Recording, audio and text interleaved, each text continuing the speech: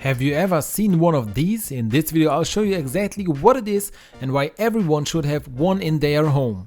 We can open the whole thing up here, then we have two wheels like this in here and a rail like this on which we can now turn the whole thing. But what is this part anyway? It is a tube squeezer and it can really save you a lot of money. I link it to you in the video description below. Let's take toothpaste tubes for example. At some point they are so empty that you can't really get any more out. However, there's still a certain amount of toothpaste in the tube and of course you want to get it out. To do this, grab the toothpaste tube, put it between these two wheels and start turning it so that the toothpaste tube is pulled in here.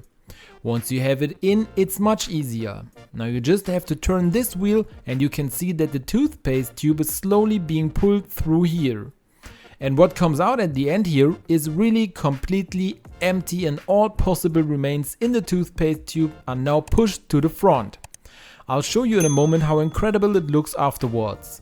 Because here you can see now the back part is really completely empty. It's so thin that all we have here is the packaging and absolutely no content. We have now pushed the entire contents of the toothpaste tube to the front here, and although it looked completely empty just now, you can now see that we are still getting a whole lot more out of here.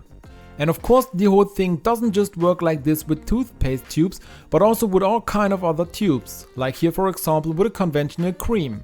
You can also pull it through here and then see that it really is completely empty at the end. That means we have now pushed all of the cream here to the front. Of course, there was a bit more in here, especially when the creams are already relatively empty, you can't get any more out by hand. You can always get a good amount more out of here. This also works very well with tomato paste for example, and I'm sure you'll find other ideas to make it work. So everyone should really have a tube squeezer like this in their house. As I said, I'll link it to you below in the video description.